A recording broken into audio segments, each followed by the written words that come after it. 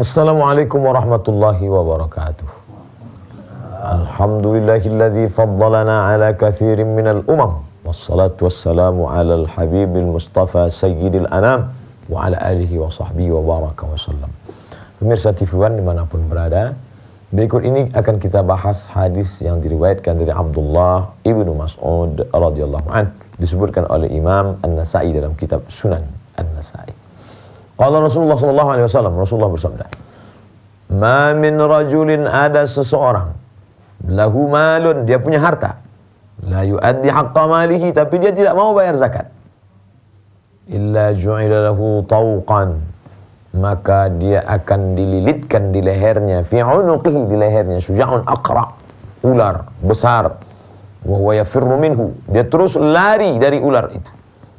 Wa huwa yatba'uhu, tapi ular itu terus mengejarnya. Tsumma qara'a misdaqahu min kitabillah." Kemudian Abdullah ibnu Mas'ud mengatakan, Rasul SAW ketika membacakan hadis ini, membacakan ayat Al-Quran. Apa ayatnya? A'udzubillahi minasyaitonirrajim. Alladzina yabkhaluna bima atahumullahu min fadlih. Orang-orang yang bakhil, pelit, kikir, medit, memegang harta yang diberikan Allah itu, dan dia bakhil dengan itu, dia sangka itu baik. Wa khairan lahum, dia sangka kalau saya simpan, kalau saya tumpuk, kalau saya tabung, ini akan baik bagi saya. Bal huwa syarrul lahum, tapi justru itu syarr, buruk, jelek, efeknya tidak baik. Kenapa begitu? Sayutawwaqun, akan dililitkan harta mereka itu di leher mereka. Ma bakhilu, yang mereka bakhilu, bakhil, pelit, kikir, yaumal qiyamah, pada hari kiamat. Islam sebenarnya ingin mengajarkan kita ketika engkau sudah bersyahadat, ketika engkau sudah mengakui Allah sebagai Tuhan, ketika engkau sudah mengakui Rasul sebagai Nabi Muhammad sallallahu alaihi wasallam sebagai warisan yang perlu dijaga karena dia salah satu utusan Allah Subhanahu wa taala, maka saat itu robahlah cara pandangmu tentang harta. Bukan berarti dengan berislam kita meninggalkan harta. Bicara tentang zakat. Zakat kambing 40 ekor satu kambing, 5 ekor onta satu kambing, emas dan perak. Kalau emas itu ada 85 gram, maka dikeluarkan zakatnya 2,5%. Kalau tanam-tanaman makanan pokok gandum itu ada 5 wasak, maka dikeluarkan dia kalau menggunakan tada hujan 10%, kalau menggunakan irigasi 5%, potong biaya operasional. Itu semua cerita tentang orang punya harta. Bagaimana mungkin Islam mengkaji tentang masalah zakat kalau Islam tidak memperdulikan harta? Oleh sebab itu, tanah, tanamlah. Silakan tanam padi, tanam gandum, tanam. Ketika ada binatang ternak, silakan beternak kambing. Kita mau akikah, potong kambing. Mau walimah, potong kambing. Mau acara nikah, potong kambing. Mau acara Idul Adha, potong kambing. Lalu kemana kita beli kambing? Ini menunjukkan agama Islam menganjurkan umat Islam untuk beternak, untuk bercocok tanam, untuk bertani, untuk memakmurkan alam semesta. Silakan. Tapi ketika keluar harta, hasilnya itu dari Allah.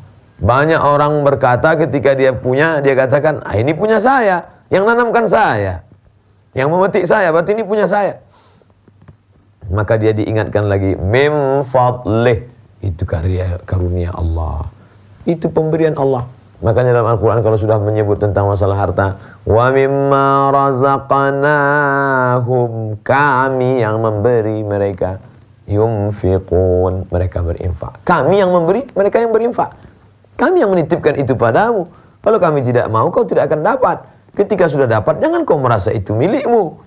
Itulah beda orang yang settingan kepalanya sudah disetting menurut pemahaman Islam. Sebelumnya dia angku, dia sombong. Ini punya saya, tidak ada campur tangan Tuhan di dalamnya. Kalau saya dapat berarti itu karena etos kerja saya, karena manajemen ekonomi saya yang baik. Kalau tidak dapat itu karena kesalahan saya. Bahaya kalau manusia berpikir seperti ini. Nanti ketika untung dia akan merasa happy, sangat senang. Dan ketika dia bangkrut, dia akan stres, depresi, mati. Berakhir dengan su'ul khatimah. Na'udzubillah. Oleh sebab itu maka mesti difahami, ini titipan Allah. Tapi dia juga harus ada ikhtiar, harus ada al-kasbu. Ambil cangkol, tanahnya dicangkol, tanamkan bibit. Tapi engkau hanya sampai pada batas menanam bibit dan menyiram. Siapa yang memecah kulitnya? Siapa yang mengeluarkan tunas hijaunya? Siapa yang menanamnya? Siapa yang mengeluarkan buahnya? Siapa yang membuat dia menjadi beranting berakar? Itu urusan Allah. Kita berbuat, Allah berbuat, maka perbuatan kita itu pun karunia Allah SWT. Maka mulut kita berkata dengan rendah hati, la haula wa la quwata illa billahil aliyil azim. Melainkan ini dari kuasamu juga ya Allah. Kalau kita sadari konsep ini, maka tidak akan ada orang yang menahan. Karena yang dia tahan itu bukan hartanya, tapi yang dia tahan itu adalah harta Allah SWT. Hamba pemilik zakat itu juga hamba Allah. Maka keluarkanlah zakat kepada mereka. Kepada siapa? Lil fuqara wal masakin wal amilina 'alaiha wal mu'allafati qulubuhum wa fi riqab wal gharimin wa fi sabilillah wa ibnis sabil. 8 orang ini semuanya hamba Allah. Tanah yang kau tanam milik Allah. Bisnis udaranya yang kau pakai punya Allah. Maka mesti kau ikut aturan Allah Subhanahu wa taala. Ketika engkau menyerahkan diri kepada kehendak Allah, saat itu engkau sedang dikatakan Islam. Arti Islam, istislam, menyerahkan diri kepada kehendak Allah.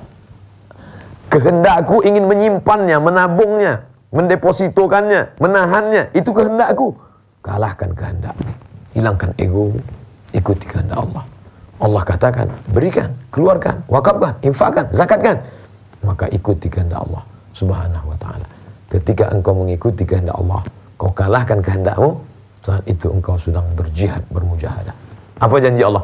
Walladzina jahadu fina. Orang-orang yang bermujahadah melawan hawa nafsunya demi untuk kami, lanahdiyannakum subulana. Kami akan menunjukkan jalan-jalan kebenaran kepadanya.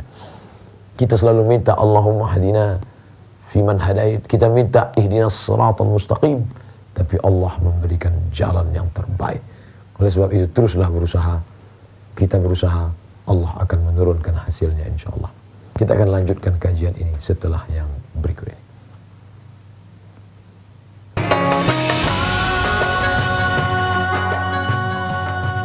Pemirsa TV One dimanapun berada, insya Allah kita tetap dalam rahmat kasih sayang barakah Allah Subhanahu wa ta'ala.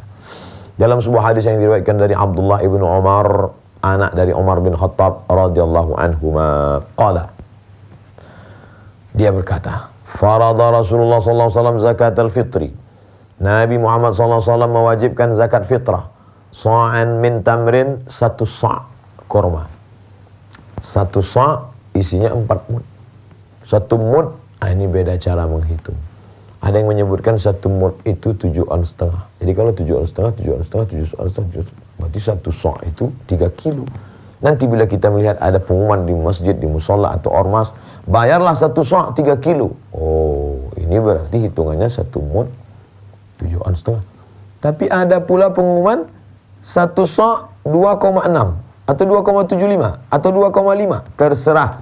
Itu ijtihad para ulama. Kenapa tidak sepakat? Karena pada zaman Nabi SAW tidak memakai kilogram, miligram, tidak memakai liter, tapi yang dipakai adalah sa' dan mud.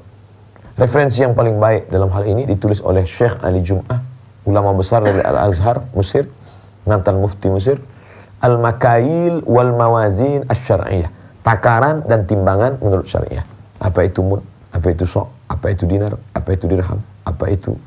Nah, ini semua ada hitungan-hitungannya. Nah, yang penting bagi kita bahwa Rasulullah SAW mewajibkan itu, perintah Allah SWT. Syair, gandum, ala kulli abdin, bagi setiap hamba sahaya, au hurrin, atau orang merdeka, saghirin, anak kecil, kabirin, orang yang sudah tua. Saya mungkin punya seorang anak kecil, dia belum wajib, tapi sebagai orang tua kita membayarkannya. Mungkin kita punya orang tua, dia sudah wajib, tapi dia tidak mampu, maka alangkah baiknya kita membayarkannya. Maka ini amat sangat baik. Kamu sudah membayar zakat? Sudah. Berapa banyak? 3 kilogram. Itu zakat fitrah. Itulah zakat yang paling terendah, terminim. Tapi ada zakat harta, zakat emas, zakat perak, zakat tabungan. Tabungan yang sudah disimpan mencapai 48 gram, 85 gram, maka mesti dikeluarkan. Dari mana angka 85, 85, 85, 85 ini angkanya dari mana? Zaman Nabi kan tidak ada gram. Karena zaman Nabi mengatakan, Nabi SAW mengatakan 20 keping dinar. Siapa yang memiliki harta 20 keping dinar, maka dikeluarkan 2,5%. Dinar itu apa? Uang emas. Berapa beratnya? 1 keping dinar emas zaman Nabi tidak ada uang kertas. Uang perak namanya dirham, uang emas namanya dinar. 1 keping dinar beratnya 4,25 gram emas. 4,25 gram emas. 4,25 gram emas kali 20 keping. 4,25 kali 20 keping sama dengan 85 gram. Dari situlah angka datang muncul 85 gram. Rupiah boleh berganti, boleh berfluktuasi. Hari ini angkanya naik turun, biasa. Tapi 85 gram tidak boleh diganggu-gugat. Nah, kalau 1 gram emas itu 500.000 kali 85 gram 42.500.000. Kalau diuangkan menurut mata uang kita sekarang, terserah mau didolarkan, mau dieurokan, angka tetapnya tetap 85 gram emas, maka dia mesti bayarkan zakatnya 2,5% setelah melalui haul 1 tahun perhitungan yang dia simpan di dalam tabungannya. Oleh sebab itu maka keluarkanlah 2,5%. Nah, ketika dia tidak keluarkan itu, itulah letak iman. Di mana rasa takutnya kepada Allah? Bukankah salat itu tujuannya tanha 'anil fahsya' wal munkar? Perbuatan tidak membayar zakat itu mungkar. Maka orang yang tidak berzakat melakukan perbuatan mungkar. Amar ma'ruf, nahi mungkar. Ma'ruf, berbuat baik. Mungkar, membayar zakat. Ma'ruf, tidak membayar zakat, mungkar. Maka pemimpin juga memiliki kewajiban. Alhamdulillah, keluarlah apa yang disebut dengan Baznas, Badan Amil Zakat Nasional. Ada undang-undangnya. Bahkan orang yang membayar zakat di Republik ini, maka pajaknya bisa berkurang. Tapi dengan syarat kepada lembaga resmi yang ada surat keterangannya. Beberapa jamaah bertanya, kami baru saja membayar pajak, tapi pajak kami ternyata berkurang. Dan kami mendapat pengembalian uang 2 juta karena pajak kami berkurang disebabkan karena dalam hitungan kami pernah bayar zakat ke lembaga resmi. Apakah ini halal bagi kami? Halal. Karena ini motivasi. Siapa yang berjuang ini? Saudara-saudara kita. Pentingnya memperjuangkan kebenaran tidak hanya dengan lisan dalam ceramah, tausiah, kultum, lokakarya, seminar, tapi juga dalam aturan kenegaraan. Begitulah Islam mengajarkan kita. Oleh sebab itu, ketika di kota Makkah Al-Mukarramah tidak ada zakat. Karena tidak ada pemerintahan, tidak ada yang mengutip. Ini yang mengutipnya mesti orang yang punya kekuasaan. Zakat tidak diserahkan, tapi zakat diambil dari atas. Khudh min amwalihim, ambil harta mereka. Siapa yang bisa mengambil harta kalau bukan orang yang punya kekuasaan? Khudh min amwalihim shadaqatan, ambil zakat mereka, kutip zakat mereka. Tutahhiruhum, mensucikan harta mereka. Wa tuzakkihim biha, membersihkannya dari segala yang kotor-kotor. Oleh sebab itu amat sangat baik ketika seorang beriman melanjutkan ini dalam sebuah lembaga, karena kalau hanya 1 batang lidi hanya bisa mencongkel gigi. 1 batang lidi akan patah ketika mengusir sampah besar. Tapi begitu lidi-lidi dikumpulkan, diikat menjadi sebuah 1 batang, 1 lidi, dia akan memiliki kekuatan yang luar biasa. Maka zakat kolektif ini amat sangat baik. Bagaimana anak-anak miskin bisa sekolah, berprestasi, mereka cerdas otaknya, tapi karena tidak ada biaya, putus di tengah jalan. Tapi kalau kita mampu, maka kita tolong. Yang sudah punya harta sampai nisab, bayarlah. Yang punya kekuatan untuk melahirkan undang-undang zakat, perda zakat, perbub zakat, maka tolong agama Allah dengan segenggam kekuasaan yang dititipkan Allah di dalam tanganmu. Maka insya Allah akan terwujudlah jembatan yang tidak terlalu jauh antara si fakir dan miskin. Zakat mengentaskan kemiskinan. Mudah-mudahan dengan berzakat, harta kita bertumbuh, berkembang, selamat kita dari kemungkaran, dan yang paling penting hidup ini ada barokahnya. Sesuai dengan doa, wa barakatan fir rizqi, diberikan berkah dalam rezeki. Semoga bermanfaat. Jangan lupa, kita akan lanjutkan kajian ini setelah yang berikut ini.